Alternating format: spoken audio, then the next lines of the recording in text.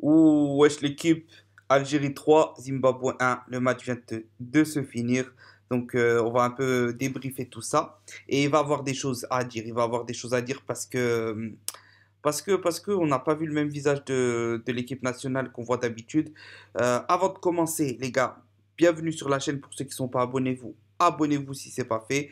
Un pouce bleu, la famille, pour soutenir et participer en commentaire. Surtout, c'est très très important pour tout ce qui est référencement YouTube, etc. Et voilà, je compte sur vous. On va lancer une petite intro, vous inquiétez pas, la vidéo sera un petit débrief assez court. On va lancer une petite intro et on se retrouve juste après et on analyse ça et il va avoir des choses à dire.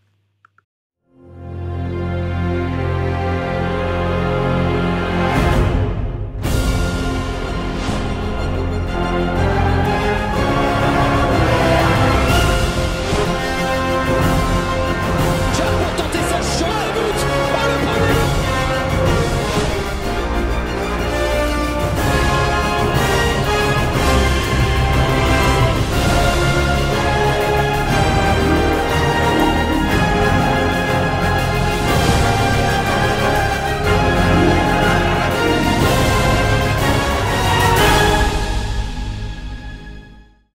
Donc la petite intro est passée et on rentre dans le vif du sujet.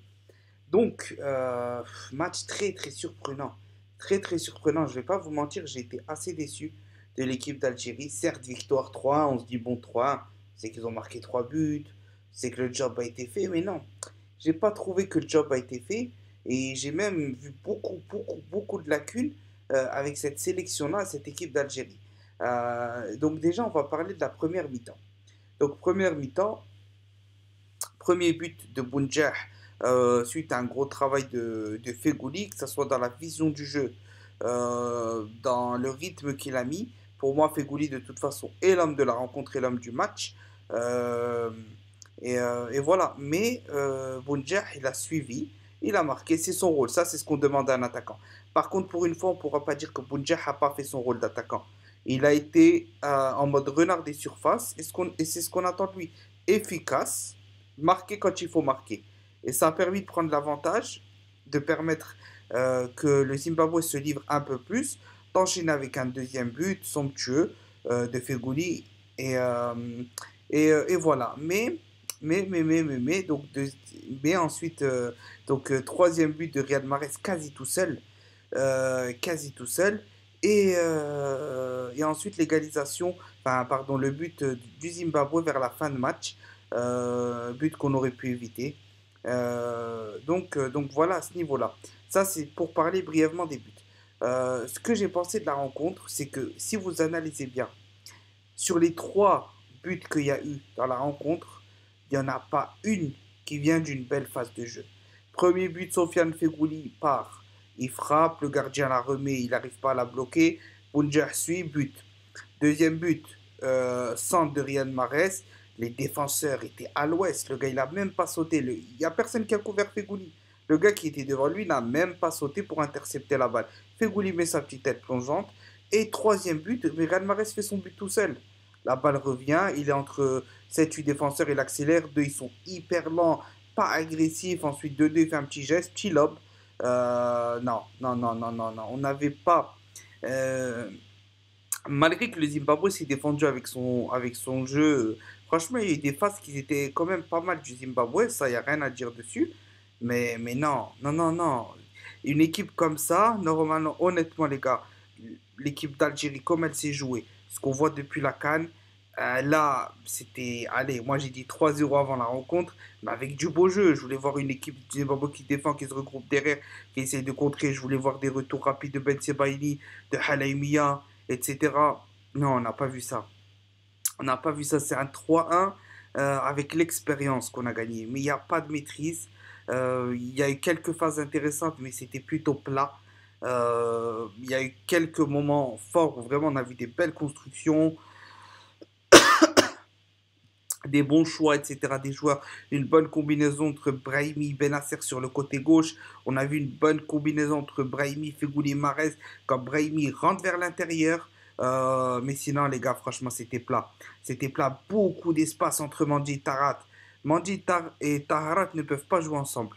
Pourquoi? Parce que plus ou moins ils se ressemblent trop.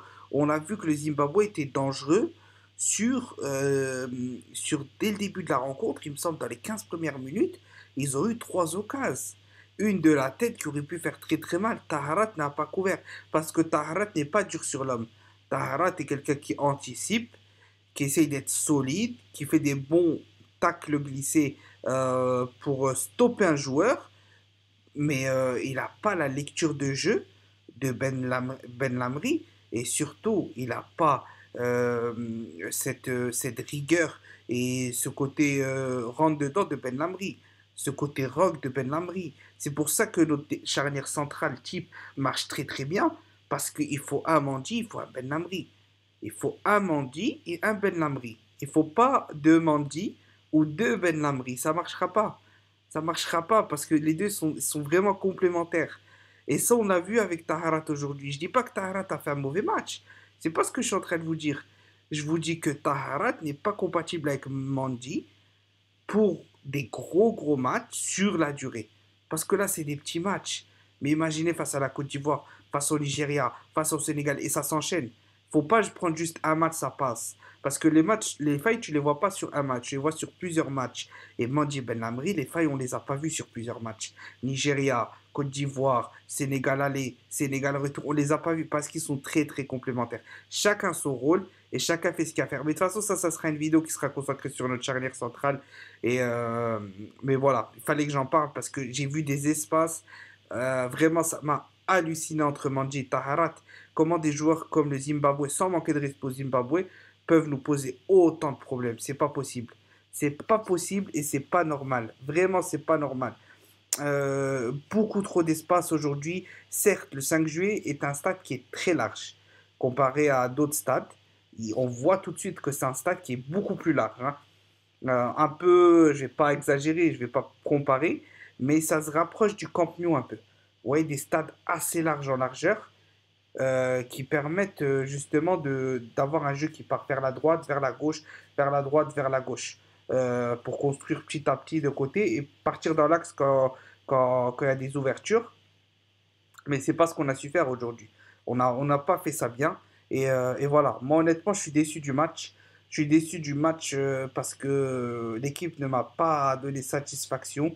Euh, Ce qu'il y a à dire aussi sur ce match-là, c'est que euh, bah, on a vu que, moi je le dis, je le répète, Brahimi, Brahimi, ça tout le monde le sait. Brahimi ralentit le jeu. Alors Brahimi ralentit le jeu, oui et non.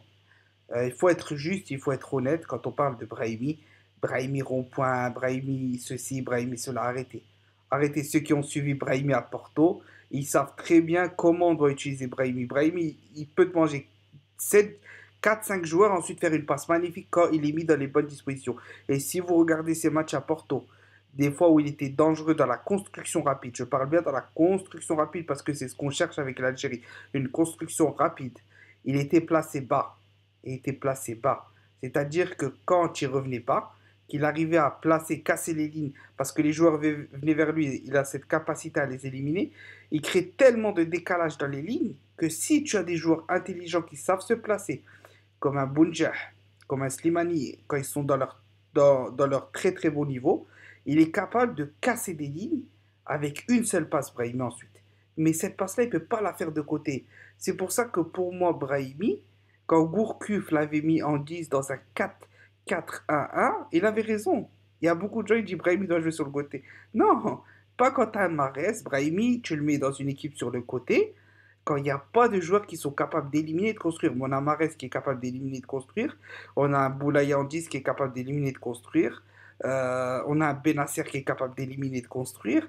On a trop de joueurs qui sont capables d'éliminer et de construire. En gros, on a trop d'Algériens. Parce qu'on est l'équipe d'Algérie. On a des joueurs techniques qui éliminent d'autres joueurs. C'est comme ça le jeu algérien. C'est comme ça la génétique algérienne, entre guillemets, dans le foot. On est des dribbleurs. Quand tu as trop de dribbleurs, tu peux pas mettre que des dribbleurs devant. Belaïli, il dribble, mais c'est quelqu'un qui prend la profondeur. Brahimi me fait un peu penser à Mahrez, mais d'un autre style de jeu. Tu vois, mais Mahrez, c'est rare qu'il prend la profondeur. C'est très rare. Mahrez, il prend, il stoppe, il décale, tac, il revient, il frappe, il enroule. Brahimi, ça, il sait moins bien le faire. Il a une autre façon de jouer. Brahimi, il fait une passe courte et il est très vif. Et parce qu'il est petit, il est très vif. Il part, il faut la remettre vite et il met un plat du pied. Comme à la Coupe du Monde. Comme à la Coupe du Monde 2014. Bref, il y a beaucoup de choses à dire, mais comme je vous ai dit, pour moi, Brahimi, relayeur. Relayeur gauche. Benasser en régista, Brahimi en relayeur gauche. Fegouli en relayeur, en, en relayeur droit. Et devant, sur le côté gauche, vu que Brahimi est quelqu'un qui va partir de côté, rentrer dans l'axe, il faut un peu le mettre en électron libre. Comme Gourcuff l'avait mis, pour moi c'était une bonne chose, sauf pour moi, plus là avec l'équipe qu'on a, c'est en relayeur. Il faut avoir quelqu'un sur le côté gauche qui est capable de revenir et de bien défendre. Quelqu'un de physique, de solide, de rugueux. Et moi, je pense à Belaïli de la Cannes. Belaïli de la Cannes. Mais Belaïli de la Cannes, là, il y a un problème. On n'a plus le Belaïli de la Cannes. Il a perdu en niveau, il a perdu en temps de jeu, donc il doit se remettre dans tout ça. Mais si on rechoppe Belaïli de la Cannes, avec un Brahimi en relire, moi, je suis convaincu que ça peut marcher. Après, ça dépend face à quelle équipe. Brahimi, il ne peut pas jouer tous les matchs. Brahimi, c'est quelqu'un qui doit jouer dans certains types de matchs face à certains types d'adversaires. Je rappelle qu'on a 15 joueurs, qu'on a 5 changements à faire sur la future CAN qui arrivera, sur la future Coupe du Monde qui arrivera si l'état actuel sanitaire est toujours le même, et que justement, il faut profiter de ça pour créer quelque chose autour de changements cohérents avec une équipe cohérente et une tactique cohérente. Voilà, et de toute façon, on a vu que Belmadi était déçu du match. On a vu un mécontentement chez les joueurs parce qu'ils savent qu'ils n'ont pas fait un excellent match. Ils savent qu'ils n'ont pas fait un bon match. Ils savent qu'ils ont fait leur travail, c'est-à-dire ramener les 3 points. Mais au niveau du jeu, c'était pas ça. On va pas se mentir, c'était pas ça. Et on est tous, je suis sûr que dans les commentaires, vous allez tous me dire qu'en termes de jeu, ce n'était pas ça. Et je suis impatient de voir vos commentaires et me dire si vous avez pensé comme moi, je pense, et je pense qu'on a tous le même ressenti, ou non. Peut-être c'est moi qui me trompe, peut-être que, que j'ai mal vu, je sais pas. Mais moi, j'étais pas satisfait du match. Alors, on a gagné les 3 points, alhamdoulilah, c'est ça qui compte.